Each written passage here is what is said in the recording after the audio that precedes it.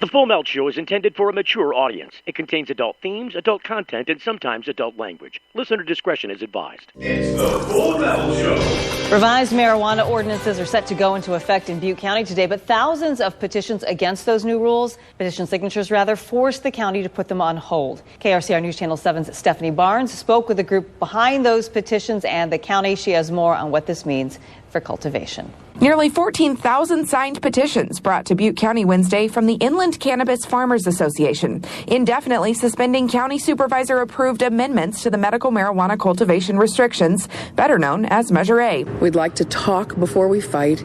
We'd like to collaborate before we move to lawsuits and new laws and battle.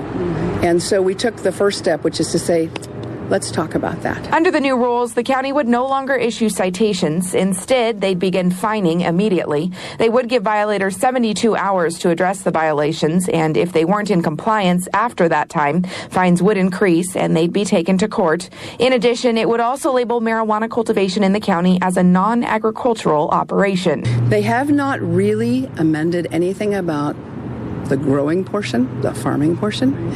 They've amended the enforcement portion, and they've amended it in ways that we think conflict with due process and fairness and legality. The county states the amendments approved by the board on January 26th are to create a more efficient process for enforcing Measure A. County Public Information Officer Casey Hatcher says while the amendments are on hold, cultivation restrictions are still in effect. 2015 was a great learning opportunity for the county as the Code Enforcement Division of Development Services enforced the restrictions on cultivation of medical marijuana. The petitions turned in nearly double the number actually needed to make the suspension. The next step is to have the county clerk recorder certify the signatures. If approved, then the amendments go back to the Board of Supervisors to be rescinded or sent to the voters in the June or November elections. If enough signatures can't be certified, the amendments will take effect immediately. In Oroville, Stephanie Barnes, KRCR News Channel 7. Similar situation happened in 2014 when supervisors passed an ordinance for restrictions on cultivation of medical marijuana. The county received a referendum petition that was valid. The board chose to send the initiative to the voters, and that initiative was approved by voters in November of 2014. That became Measure A. Are you high? What are you talking about? This is the Full Melt. The Full Melt Show. A marijuana discussion about news, culture, politics, and lifestyle. FullMelt.com. Toll free. 844-420-TALK. 844-420-TALK. Hey, welcome to a Friday. It's TGIF. Should be TJIF.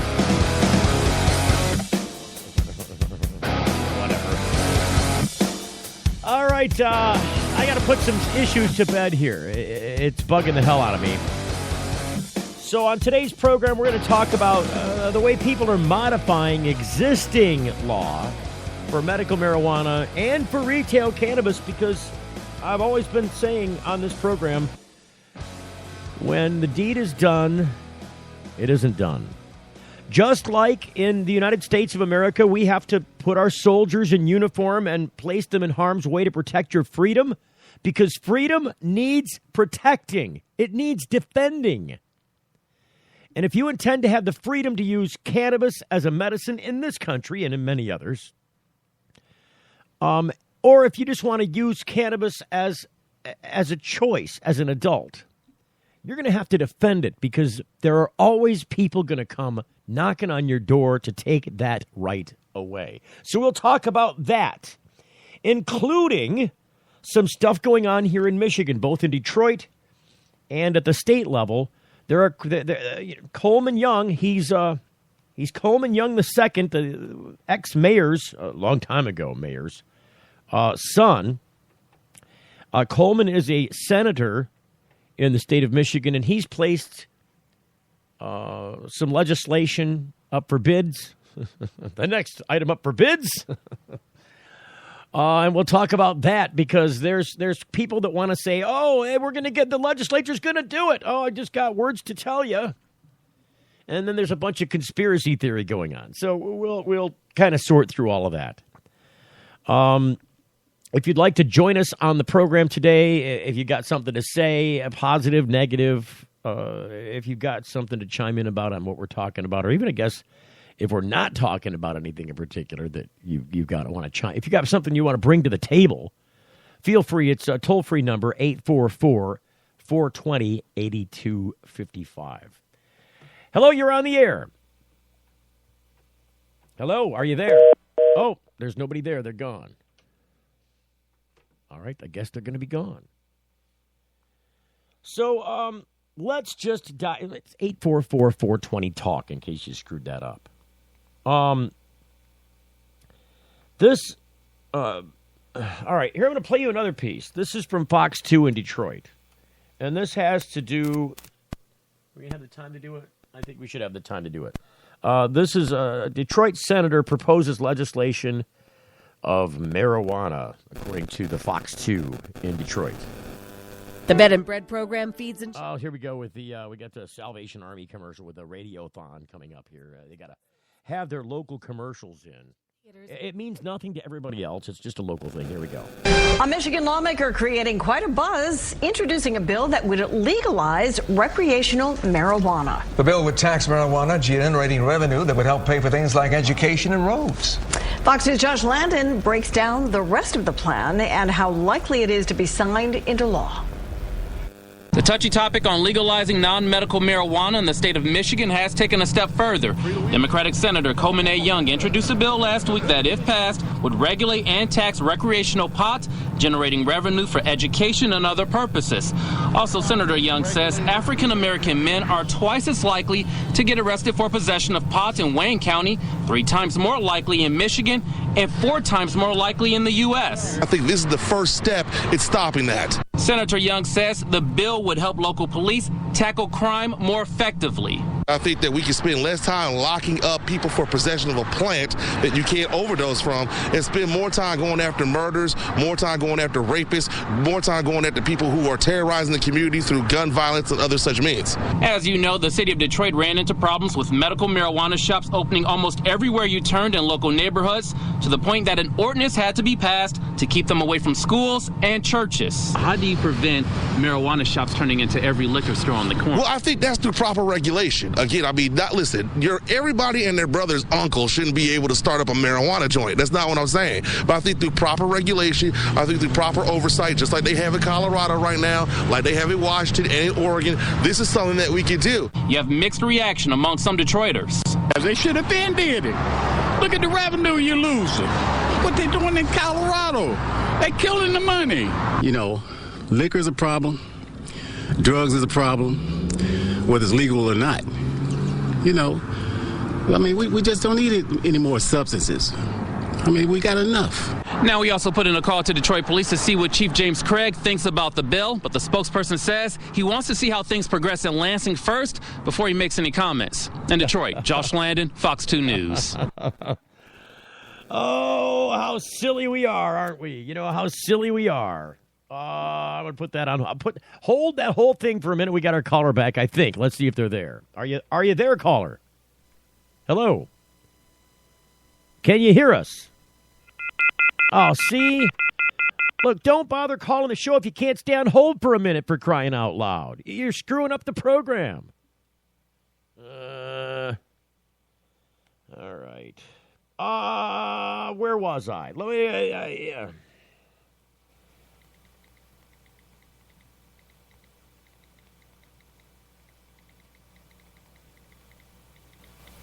All right, so I don't know who was calling, but I think I know who was calling, and you know, I don't know. I think it's Matthew. Matthew was texting me that he was going to call the program, and I even told him, "Hey, we're on the air, and you know, if you're going to call the show, it's not like I can just put you on the air immediately. It doesn't work that way at any radio station or on any program. Let me just tell you." You might have to hang on the line for a minute so that we can squeeze your call into the content. There's an appropriate time and a place to squeeze the call in, trying to make room for you, but you got to stay on the damn line. I'm just saying. So this business about Detroit, let's start at the Detroit level, and then we'll move on to the state level. And then I got to go on to to some other news. So 844-420-TALK if you want to call back. I'm glad to take your call. And then I've got some announcements to make. So starting out with Detroit, you've got this situation where we talk about this frequently. There's some 200 marijuana shops in Detroit that are all medical marijuana shops. And the church groups have been loudly complaining because it seems like every time one opens up, a couple more open up to compete, and that's capitalism working for you. I mean, that's what our capitalist country does. We open businesses, and then we compete with other open businesses. That's what's great about capitalism. See, in countries where the state owns business, there is no competition. The state sets the price. That's what you pay. Nobody's across the street. You're screwed. Pay it, like it, or lump it. Now, I got a couple of bones to pick about. Number one, the Detroit mayor, Mike Duggan. Come out from your hiding spot. Stop playing peekaboo in the closet there, Mr. Duggan. You know, I was part of the wave of people that decided to put you in office. I helped to glorify your candidacy. And I even stood behind you in saying, look, kudos to you for stepping up to run for mayor during a time where you have no office to hold.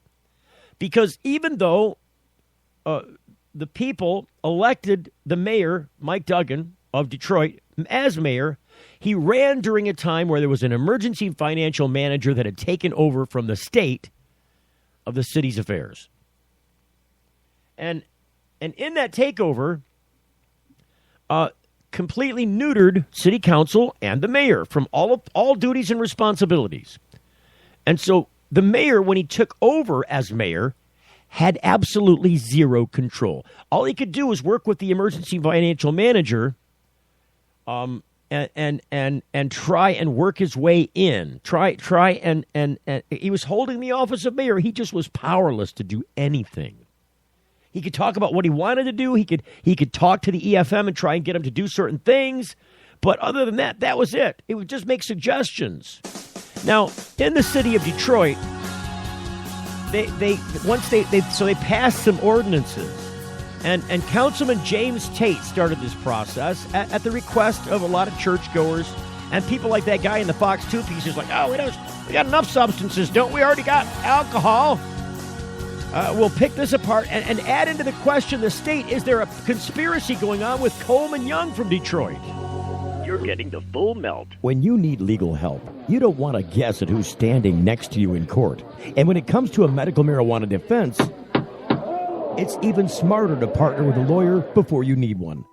Based in Royal Oak, David Rudoy has a proven history of not being afraid to take your case all the way to the Supreme Court and win. Find the law offices of Rudoy Law at RudoyLaw.com. RudoyLaw.com is a quick reference on your rights concerning Michigan medical marijuana and up-to-date news. That's RUDOI Law.com. Call 248-935-9074 now and talk about your legal needs, because at RudoyLaw.com, we don't just stand up for you, we stand up with you.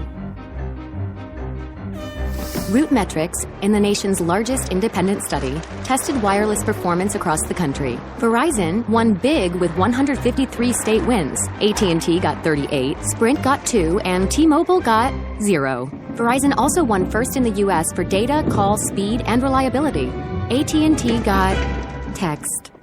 Stuck on an average network? Join Verizon, and we'll cover your cost to switch. It's Steve Green for the Sweet Leaf in Flint, because now getting safe access to medical cannabis patients in Flint, Michigan is never more welcoming. Presenting the Sweet Leaf, a brand new patient experience bringing 12 carefully selected caregivers housed in 9 separate offices to distinctly assist you with their knowledge and reputation for excellent patient care. Classes and training coming soon in the large community room. Check it out in person, 400 South Door Highway, or call 810-259-2571. The Sweet Leaf Center in Flint, 810-259-2571. What's up with these things, Victor? We decided to give ourselves stickers for each feature we release. We read about 10,000 suggestions a week to create features that, as traders, we'd want to use. 10,000 suggestions? Who reads all of those? He does. For all the confidence you need, TD Ameritrade, you got this. Introducing Sacred Elements, a place for natural and alternative healing for the mind, body, and soul. Sacred Elements. It's one place, all solutions. Registered, licensed, certified, ordained. Sacred Elements. Massage, hypnosis, Reiki. Sacred Elements. Raindrop, aroma and color therapy, body detox, ministry, life coaching, weight and nutrition counseling. Sacred Elements. Next to the Sweet Leaf, 400 South Dorr Highway, Flint. 11 to 7 daily, closed Sunday. Call 810-259-2570. It's the Full Melt Radio Show. Radio show. So you can find the program at thefullmelt.com. Join us on our iTunes podcast version of each live show. After the show is off, it turns into a podcast. You can get the iTunes version by going to thefullmelt.com. Right at the top of the page is the iTunes link. Click and subscribe.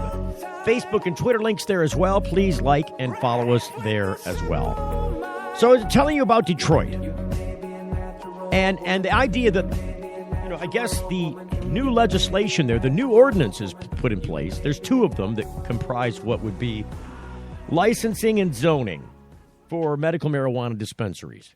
And it's one of those things, it's this wolf in sheep's clothing, because it looks like the city of Detroit's like, okay, we're going to make some allowance for medical marijuana dispensaries, codify it, right? We're going to make it official. But that's not what's going on. What they're doing, the whole reason, the impetus behind crafting these ordinances wasn't to create legal space for them, because technically there is none as it comes to the state. As it revolves around the city, they could create their own laws, their own ordinances, and they did. But it wasn't so that they could, officially recognize them. It was so they could limit their numbers and actually reduce them drastically. That was the reason behind this licensing. Otherwise, I don't think it would have gotten done at the city council level. You would think in a place like Detroit, they would talk about this and make moves that would help the city. And let me just remind you that so if we're going to reduce the number of these buildings from establishments from 200 down to 40, you're reducing it by more than 3/4, right? If you were just going to reduce it by 3/4, it would be 50. There's only room for 40 after the new zoning. So more than 75% reduction in medical marijuana dispensaries. Now, let me just tell you that other 75, close to 80% of the buildings currently occupied. So we're talking about what? I mean, you take 40 away from 200, well, you got 160 left. That's 160 buildings you're asking to go back to be vacant. Do you think anybody else is going to marshal right in behind the medical marijuana dispensary and just open up a boutique somewhere? A dog grooming place, perhaps a place that sells hats? I don't think so. You know why? Because they're not going to generate enough income at those locations with the current population. I don't care what you put in there. Absent a medical marijuana dispensary, you're not going to find enough business at those locations. You're not. They're going to fold. So they're not even going to open, because the people that would do that kind of business opening aren't doing it unless it's in the downtown central district there, where there's some actual foot traffic and people roaming around. So you're asking that you reduce the number of employees. I mean, let's just say each of these places had one employee each. They got more than one. They got at least 3 employees there working these shifts. At least 3. So 3 times 160, you do the math. That's how many people you're looking to unemploy right now. This is the same. I mean, these people are working in the city of Detroit. They should be paying income taxes. They're not going to be doing that anymore. How about the rents? How about the building goes vacant and gets vandalized? Somebody breaks in and starts stealing the copper and the pipes out of there like they've done with every other damn building in the place. Some of these buildings had copper and pipes put back in them, for crying out loud. They've been refurbished. So the idea that Mayor Duggan would get on the State of the State address the other night and disparage medical marijuana dispensaries in his needing to grow city is incredulous to me. And I was there, Mike Duggan, when you were going around touring the city trying to run for office, and you were coming and turning in at these many of these medical marijuana establishments. I remember you visiting them. I remember you talking positively with people, business establishment owners at these locations, talking about what a great thing this is for the city. I mean, okay, so they're selling marijuana. Okay, so there are some issues. So legislate it, but don't do it in such a way that you're just backhanding the community that's trying to step up and help your city out, for crying out loud. So that's the soapbox part of this. The second part is, and I got to this at the end of yesterday's show, but it was just at the end of the show. I didn't have time to kind of give you some detail about this. So, like I said, there were two parts to the ordinance. The ordinance itself and then the zoning for where these establishments could be.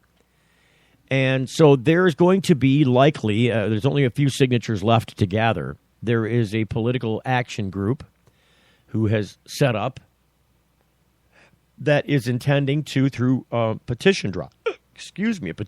Don't make me get the peanut butter out for hiccups. Through a petition drive, attempting to get something done in referendum. Referendum meaning we're going to do a yes or no question on what the city council has approved, has passed as ordinance. We're going to place it before the city voters and let them decide if they want this to stand or fall. And I'm telling you right now, the sentiment overwhelmingly is, if you leave this up to voters, this will fall, these new ordinances. Which is exactly why they're running them. So at the next election cycle, not this coming one on Super Tuesday for the general election, for the primary election in the presidential race, but at the next regular election in the city of Detroit, probably the fall election. They could put it on a little bit earlier, I think. They could make it an earlier one. But I think they're trying to get this on the fall ballot. And at the same time, they're going to run a separate petition. So you're going to have two referendum questions, both the ordinance and the zoning that goes with it. And so that the people behind the petition would ask you to vote no on both of these questions. And then alongside it, they're going to run a separate petition to place the ballot language on the ballot about what the city of Detroit's residents want to create in way of rules for medical marijuana establishments. So they're well on their way to getting this done, and they would ask you to vote yes on the third issue. So it would be no on the first two and yes on the third one at the next election once all is said and done. And I'm telling you, with the number of signatures necessary to gather and the people behind getting this done, they're all in the know. They've done this before. You're not going to chase this out of the city. It's not happening. So that's the first thing. Now, the second thing is this. So Coleman Young places this measure, and I just played you the piece from Fox 2 about Coleman Young's legislation. This is Senator Young, the second. And this is former Mayor Coleman Young's son. The former mayor has passed. And so Coleman Young II, as senator, acting on behalf of constituents in the Detroit area, has proposed legislation to allow for retail cannabis on a statewide level. So this is an adult cannabis use question. And he's introduced it at the Senate level. Now, the Senate is the most conservative of the houses. And if I'm not mistaken, after the initial reading of the bill and introduction of the bill by Senate rule gets referred to committee. And so the committee it was referred to as the Senate Judiciary Committee. If I'm not mistaken, that's run by, is it still, is it business operations or what is it that, who runs the judiciary now? I thought it was Jones, but he might no longer have that seat. I don't know. I know he's on several committees. I don't know if it's Jones's committee or not. Either way, I don't see the committee ever taking this issue up. Now, the arguments that I'm getting from people that seem to be a little more in the know on this question, or so they claim, that this is a get done deal. Like this is they're everybody's behind this. They're going to get this done. And I'm asking myself the question: if Mike Calton's bills, which have languished there, flopping around from one session to another, inside the legislature in the Michigan House and in the Senate, and postponed and delayed until the last minute, and then when it looks like everybody's ready to vote on it because they've got a clean yes vote, somebody comes around from the police and threatens everybody. I'm pretty sure, and go ahead and sue me for libel because I don't care. You got nothing to sue me for. I don't have any money to give you. So go ahead and sue me, Mr. Schuette, because I don't give a rat's ass. You can't sue somebody who has got nothing to give you. So go ahead and try. But I'm going to tell you it was Bill Schuette and the Michigan Sheriff's Association through Mike Bouchard who made these complaints to and threats, outright threats to government office holders. If you pass these bills, if you don't revoke these bills, and I'm talking about the people who sponsored them, if you don't pull these bills from because they knew they were going to get voted on and get voted a yes on. They'd already been through all the hurdles. All they had to do was a final vote, and they had the votes to get it done. Some threats were made, and people pulled those bills. No, we want to redo this. We want to do this right. We'll get on board with you. But we want to do it our way, not that way. And then Colton rewrote his bills after influence from mega business and the state and police, mostly police. And the bills still haven't been passed. They still have not been passed. Been there for like 4 years now. Nothing has been done. Money's been raised through multiple sessions of government to get these people reelected into office, and then they backstabbed every one of those fundraisers and said, screw you, we're pulling the bills, and then I'm going to rebuild them, regut them for somebody else who also gave me some money. This is nothing more than milking both business and citizenry. Mike Colton, go hide your head in the fucking sand. You ought to be ashamed of your damn self. You're a turncoat traitor. And a piece of shit, in my opinion.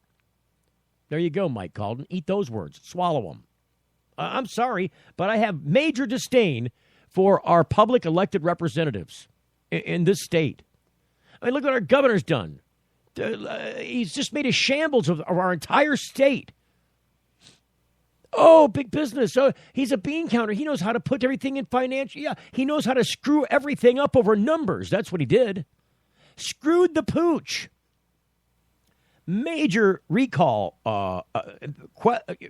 asking the governor to step down over that Flint water question, because it's been proven now, it's been shown through email communications released by Detroit media that shows that there were email communications from council to the governor a year before he took action on it. A full year, emails warning about the travesty that's going to take place if you don't switch that water supply back, and quickly. They ignored it for another year, and then people were poisoned. And now he's got this big debacle on his hands. And I'm telling you, the GOP is not going to survive an entire presidential round without asking him to step the F down. I'm sure the request has already been made in defiance.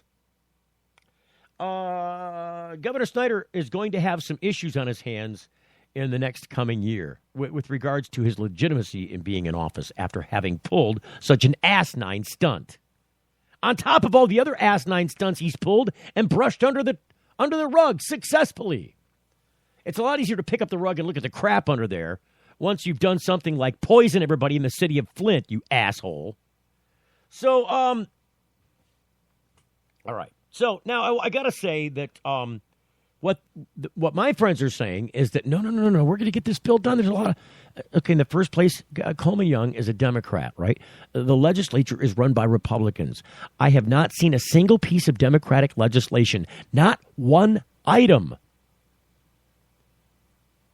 make it through the Republican. And they don't even take these up when they get to committee. They get the legislation gets introduced, it gets sent to committee, it dies in committee. Every single one, unless they're already co-sponsoring a bill that was introduced by a Republican. This is how party line work goes. This is how gridlock works. This isn't even gridlock. This is the opposite of gridlock. It's full motion in the direction of the right. And it can't and won't stand at this point. So there are people saying, this legislation by Coleman Young, we're going to get it done. Look, the Senate introduced a bill to legalize marijuana. That may be very true, but I'm telling you right now, that bill will never see the light of day. Now there are other people saying, oh, yes, it will, because this bill is different. This bill is different because they're going to say that what's going on here is an attempt to do the same thing in the Michigan legislature they did with minimum wage. So there was a referendum out, very similar to Am I Legalized, about raising the minimum wage, and they did it in such a way as that they took workers that were food workers and other underpaid workers, people that do not qualify for the standard minimum wage because they might receive tips or have some other special circumstance concerning their employment as far as the Republicans are concerned. And so they still want people to work for $3.65 an hour if you work in a restaurant. By the way, which wage is going to get eaten up entirely in taxes. So if you're a restaurant employee and you get a check, it's usually just a stub that says this is how much you paid in taxes. You don't ever really get a check, so to speak, from the restaurant. They expect you really to live entirely off of tips, which may not even be possible according to the restaurant's business practices. They don't give a rat's ass if you make any tips or not. They just care if customers are coming in and buying the food and how well you're delivering that service, regardless of whether or not you're getting paid. So the people that were, these people passed the minimum wage thing. They were getting close to getting the number of signatures done. They got they're almost getting the question on the ballot, and then the government comes by and says, hey, you know what? We're going to address minimum wage. Oh, out of nowhere, out of the blue, the government says it's against raising income for people.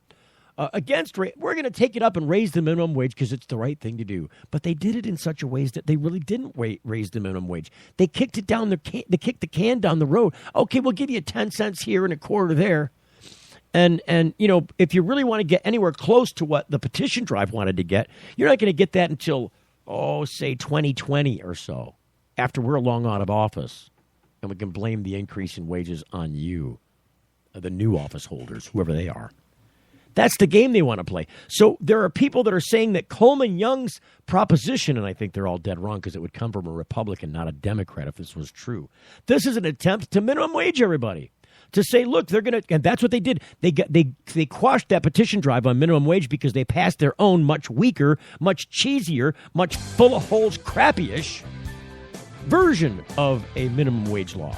And they were able to successfully say, hey, you don't need to do that stupid petition drive because we already raised the minimum wage. Well, they didn't do it for several frickin' years. So that's what people are, they're now saying, hey, there's this conspiracy underway to keep MI Legalized from getting to the ballot because they already did legal marijuana themselves. I'm telling you, it's a pipe dream. You're getting the full melt. I've seen things no man should bear, and those that every man should dare. From the beaches of Normandy to the far reaches of the earth. In my life, I have lived millions of lives. I've outrun robots and danced with dinosaurs. I've faced the faces of fear and fortitude and witnessed great beauty in the making. I've kept the company of kings and queens, but I'm no royalty or saint. I've traveled, trekked, wandered, and roamed, only to find myself right where I belong. Jeep.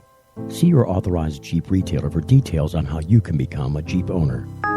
We asked people to tell us something that happened in their past and something that might happen in their future. The good things were put on yellow magnets and the bad ones on blue. The results show the past was a pretty even mix of good and bad, yet the future was almost all good things.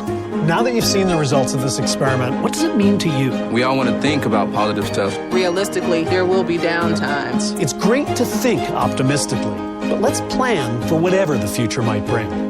Prudential, bring your challenges. If you're like us, your pets aren't just animals. They're members of your family. Pet Pain CBD hemp oil drops are great for aging as well as active dogs and cats.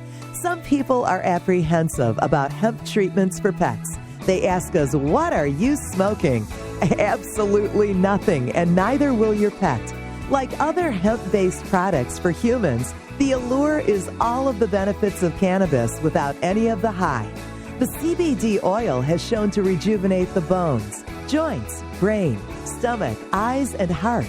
And the drops contain absolutely no corn, wheat, soy, artificial colors and flavors, or preservatives.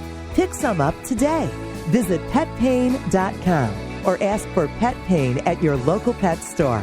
PetPain.com. CBD relief for your pet. It's the Full Melt Radio Show.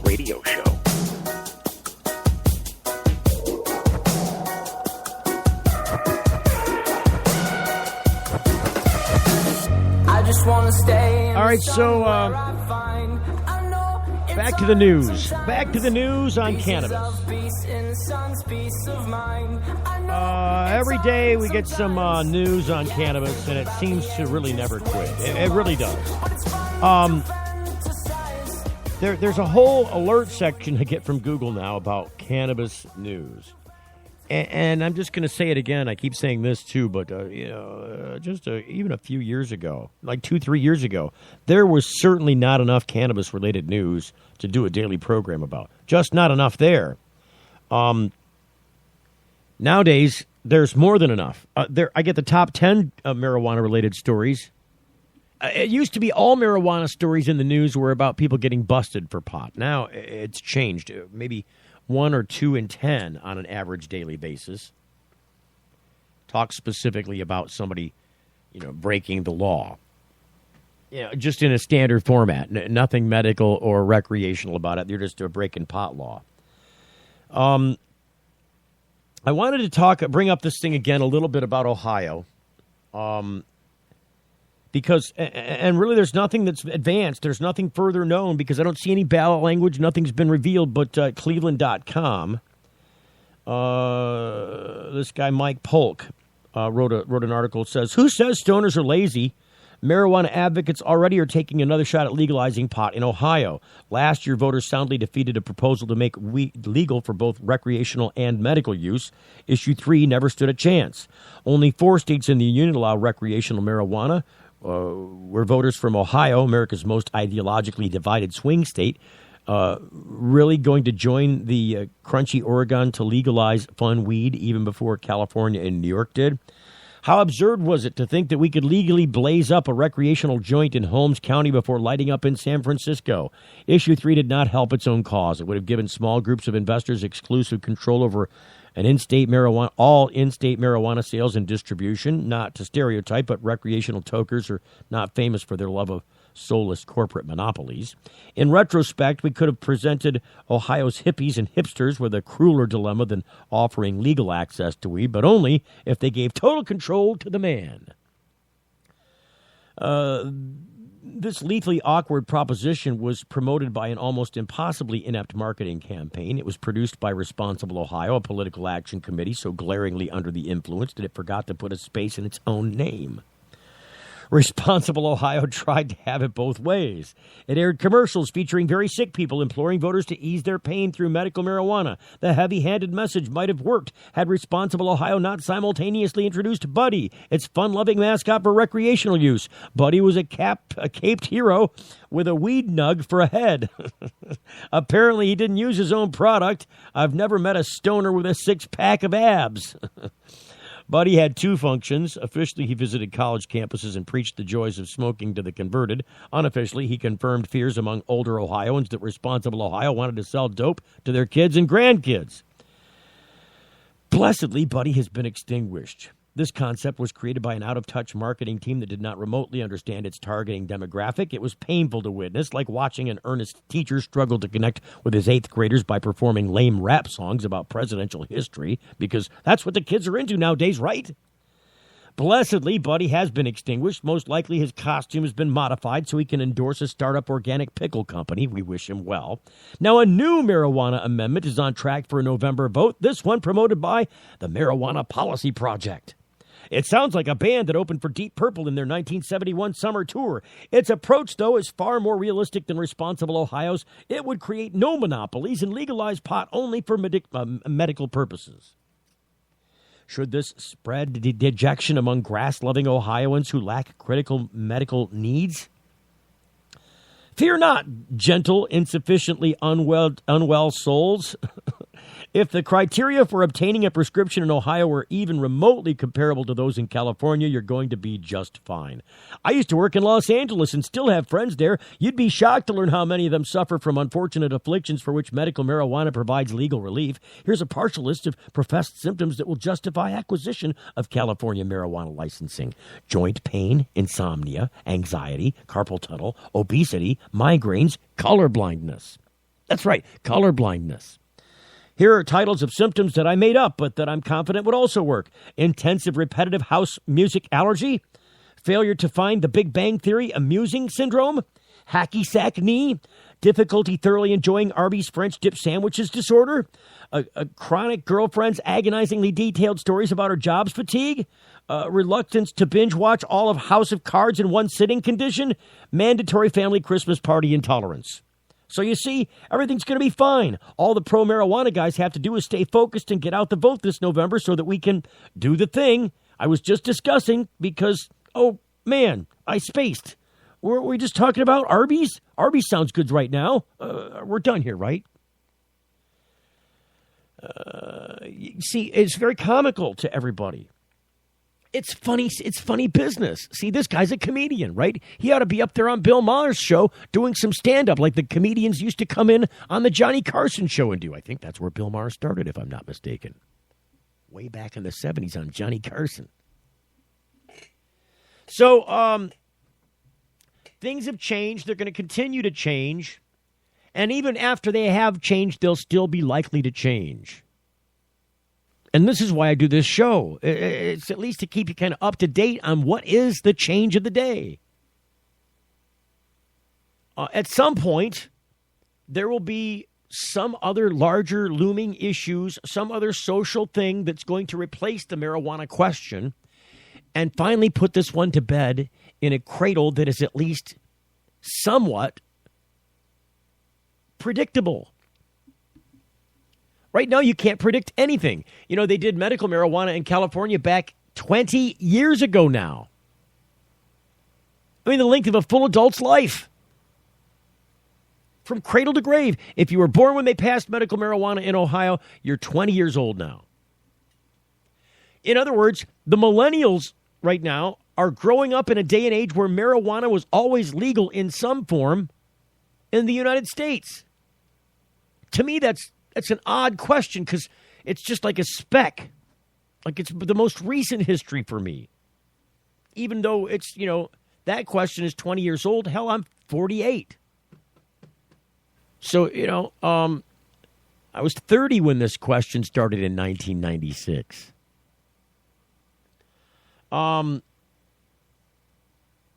Yeah. There's going to be some changes, and they're going to keep changing for a while now. I mean, California has just now come out of the closet with respect to, you know, on a governmental level, addressing these issues with some kind of modicum of respect, some kind of detail for order and normalcy in the way that they treat laws, because the words reefer madness were never more true. Reefer madness didn't go away when the movie died. I remember this is a movie that was funded by the U.S. government. It's typical propaganda. This wasn't entertainment for Hollywood. This was to plant seeds in minds and tell you what to be aware of, what to be afraid of. Where's the boogeyman? He's coming to get you. Those words stuck from that movie. There are still people that wholly swallowed the medicine. They drank the Kool-Aid of reefer madness and are out there actively spreading that message in a world that doesn't want to hear it because they know it's all crap.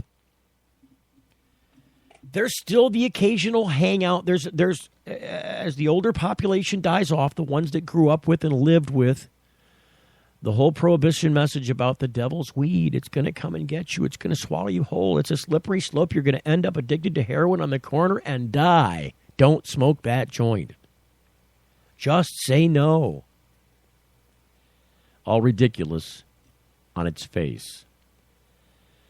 So when we start achieving goals If we went to war someplace and spent as much money as we do on drug interdiction, on the prohibition of drugs, on maintaining its illegality, on maintaining a black market space, if we spent as much money on any other war that the United States government went to war against and didn't have any success, didn't achieve any steps towards our goal of eradicating drug use, and the demand. See, the thought has always been, the trickle-down theory has always been, hey, if you get the demand to go away, nobody will send it here anymore, and we don't have to chase the drugs across the border.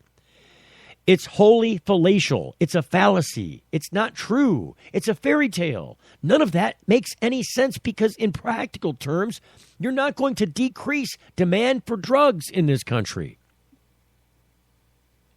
You haven't been able to do it with harsh sentencing, with mandatory minimums, by taking people's money, their cars, their houses, their bank accounts, their checking accounts, all their credit cards, anything in the building that has value to it, and converting it completely for police use to the tune of 80% if you punish it under federal drug crime laws, under federal, if you try and seize that money under federal terms. Police department gets 80% of anything that they can steal. You've just licensed the police department to become rogue thieves who break into citizens' homes and take everything they have. But have you achieved any part of your goal? Have you reduced demand for drugs of any kind across the board? Have you raised the prices? Have you kept it from coming into the borders? No, exactly the opposite indeed has happened. More drugs than ever before have come across the border, more various types. More people end up in jail and in prison, and some in hospitals because you haven't done the very thing the government's supposed to do, and that's stand behind public safety. And the only way you can keep the public safe from substance is to grab control of the marketplace, take it away from the black market and regulate it yourself, and stop treating people who are caught up in that mire of craziness as combatants, as enemy combatants, and stop treating them that way and start treating them like normal human beings, your neighbors, your friends, your parents, your kids, your loved ones, because that's who these enemy combatants, as it were, are. And they're not enemy combatants. These aren't people who have some ill thing that they want to propose against the state. They're simply caught up in something that's part of the black market because you never stood and took control of the marketplace by regulating things like you did with a substance called alcohol. And that's a lesson we learned back in the 1920s. You're getting the full melt. Promotional consideration provided by NoSmell.com, pioneering the storage market for cannabis users. The NoSmell patented bag technology offers users 100% smell-proof detection from even the most sophisticated of noses. NoSmell.com, so nobody knows. When placing your order for a NoSmell bag, make sure to use discount code FULLMELT and take 10% off the entire order. Learn more about NoSmell technology at NoSmell.com. Young students are our future. They're eager to learn, eager to succeed, eager to make the world a better place. And they want to make it to school safely. Share the road, take care when passing, and always leave 3 feet between you and people on bikes. Bikes are legal road vehicles. We're all drivers. When you need legal help, you don't want to guess at who's standing next to you in court. And when it comes to a medical marijuana defense, it's even smarter to partner with a lawyer before you need one. Based in Royal Oak, David Rudoy has a proven history of not being afraid to take your case all the way to the Supreme Court and win. Find the law offices of Rudoy Law at RudoyLaw.com. RudoyLaw.com is a quick reference on your rights concerning Michigan medical marijuana and up-to-date news. That's RUDOI Law.com. Call 248-935-9074 now and talk about your legal needs, because at RudoyLaw.com, we don't just stand up for you, we stand up with you. If you're like us, your pets aren't just animals. They're members of your family. Pet Pain CBD hemp oil drops are great for aging as well as active dogs and cats.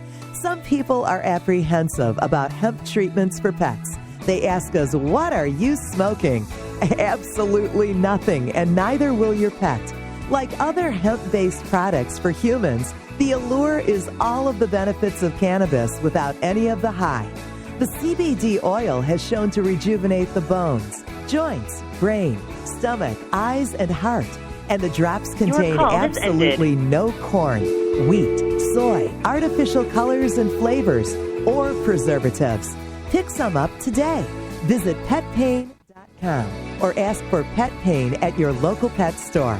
PetPain.com. CBD relief for your pet. Hey, it's Steve Green for the Sweet Leaf in Flint, because now getting safe access to medical cannabis patients in Flint, Michigan is never more welcoming. Presenting the Sweet Leaf, a brand new patient experience bringing 12 carefully selected caregivers housed in 9 separate offices to distinctly assist you with their knowledge and reputation for excellent patient care. Classes and training coming soon in the large community room. Check it out in person, 400 South Door Highway, or call 810-259-2571. The Sweet Leaf Center in Flint, 810-259-2571. 571. It's the Full Melt Radio Show. I got to take a moment to thank our kind sponsors of the program. David Radoy at the Radoy Law Firm, RadoyLaw.com. RUDOI Law.com. You got a cannabis-related question about criminal justice, defense. David's your man. In the Michigan area, especially in the southern part of the state. David's a good man. And then also our fine friends over at Sweet Leaf. You got to thank the friends at the Sweet Leaf in Flint, and also Sacred Elements. Those guys are awesome up there. If you get a chance, please go into their establishment and tell them that Steve Green from the Full Melt Show sent you over there in Flint. Same way with the Toledo Hemp Center down in Toledo. Got to thank those guys. Also, who else is on our list? The No Smell guys at nosmell.com. The No Smell bags. Also, the last ones on the list, Pet Pain at petpain.com. Our various and sundry sponsors, we thank you, because we couldn't do this show without you. I think this call here is going to be beep, beep, beep, beep. Let's find out. Yeah, that's what it is. I knew it was. Let's make sure that do we have a caller here? See, that one's gone too. Oh, it makes me mad. People can't stay on hold for like 2 minutes. They hear some music and they hear some stuff. 800. It's 844-420-TALK. 844-420-TALK. What is it? Such instant gratification that you got to figure out. You got to figure out. You got to have somebody answer the phone like immediately. You can't just listen to the show for a second and hang on till the show can take your call. I don't want to talk to you anyways. If you've got no time to wait for me, I've got no time to listen to you. Going into the year of the presidential crazy election. I mean, going into it, we're into it already. I mean, we're in the thick of it, aren't we? We're just less than a couple of weeks from, Super Tuesday. What is it, like a week away? I know, when is the Super Tuesday election?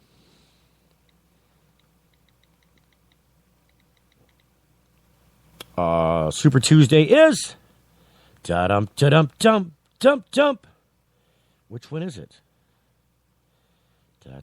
March 1st, right? That's Super Tuesday for the primary election. That's when a whole bunch of states, there's a lot of delegates at play coming up on the 1st of March. Michigan doesn't do their voting until a week later, March 8th. By then, you will see some things happen with some settling out. I think you're going to see Rubio take a crap, and thank God, because that guy's a real piece of work. Drives me insane. I'm going to take one last opportunity to try and take this call. Are you going to stay on the line for me this time? Hi, Steve. Why do you keep calling and hanging up? Is this Matthew? No, this is Eric in Bismarck, North Dakota. Hey. I had 3 different numbers. I got to weed them out, and I didn't know if I was using the right one or not. And I'm really having a bad day today. I just needed some positive encouragement to people understand. Hey, I appreciate your call, Eric. Matthew was supposed to call today too, and I don't know. He said he set an alarm, and I texted him, and no Matthew. I don't get it.